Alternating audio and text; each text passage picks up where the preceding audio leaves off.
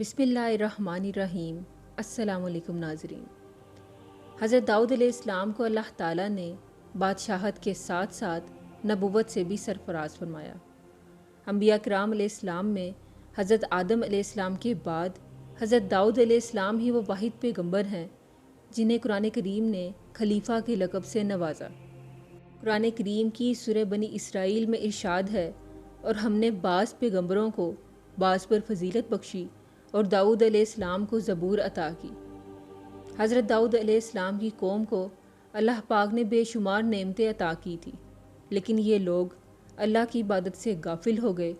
अल्लाह ताला ने इनका ऐसे इम्तिहान लिया कि हफ्ते के दिन का एहतराम इन पर लाजिम करार दिया और मछली का शिकार इस दिन इन पर हराम करार दे दिया, मगर बाकी दिन शिकार हलाल था। और इस तरह इनको आजमाइश में मुब्तला कर दिया कि हफ्ते के दिन बेशुमार मछलियाँ आती थी और बाकी दिन मछलियाँ इतनी तादाद में नहीं आती थी। शैतान ने इन लोगों के जहन में ये हिलाबाजी डाल दी कि चंद हौज़ बना लो, और जब हफ्ते के दिन इन नालियों के ज़रिए मछलियाँ हौज़ में आ जाएं तो इन नालियों का मुंह बंद कर दो और इस दिन शिकार ना करो, बल्कि दूसरे दिन आसानी के साथ इन मछलियों को पकड़ लो। इन लोगों को ये हीलाबाजी पसंद आ गई और इन लोगों ने ये नहीं सोचा कि जब मछलियाँ नालियों और हौज़ में कैद हो गई तो यही तो इनका शिकार हो गया। चनाचे हफ्ते ही के दिन वो इस तरह शिकार करने लगे जो इनके लिए हराम था। तो इन यहूदियों के 3 गिरोह हो गए। कुछ लोग ऐसे थे जो शिकार के इस तरीके की मजम्मत करते थे और शिकार से बाज रहे।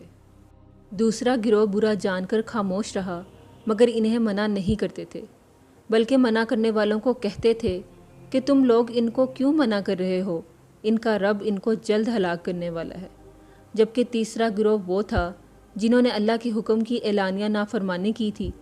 जब नाफरमानों ने ऐसा किया तो दूसरे लोगों ने कहा कि हम इन नाफरमान लोगों से कोई ताल्लुक़ नहीं रखेंगे। चनाचे इन लोगों ने गांव को तकसीम करके एक दीवार बना ली और अलग अलग रास्ते इस्तेमाल करने लगे। हज़रत दाऊद अलैहिस्सलाम ने गज़बनाक होकर शिकार करने वालों पर लानत की, तो एक दिन नाफरमानों में से कोई भी बाहर नहीं निकला। तो इनको देखने के लिए कुछ लोग दीवार पर चढ़ गए तो देखा कि सब बंदरों की सूरत में मस्क हो चुके हैं। ये मंजर देखकर वो सब अंदर दाखिल हुए और वो बंदर अपने रिश्तेदारों को पहचानते थे। वो अपने रिश्तेदारों के कपड़े सूंघ कर ज़ारों की तार रोते थे, मगर लोग इन बंदर बन जाने वालों को नहीं पहचानते थे। इन बंदर बन जाने वालों की तादाद 12,000 बताई जाती है। ये सब 3 दिन तक जिंदा रहे और यूं ही भूखे प्यासे सब के सब हलाक हो गए। शिकार से मना करने वाला गिरोह हलाकत से बच गया, दिल से बुरा जानकर खामोश रहने वाला गिरोह भी हलाकत से बच गया। नाजरीन, इस वाक़े का ज़िक्र कुरान मजीद की सूरह बकरा और सूरह अल एराफ में मौजूद है। इससे हमें ये पता चलता है कि अल्लाह पाक की नाफरमानी की क्या सज़ा मिलती है और इंसान दोनों जहानों में ज़लीलो ख्वार होकर रह जाता है। अब सवाल ये पैदा होता है कि क्या आज पाए जाने वाले बंदर इस कौम की नस्ल से हैं?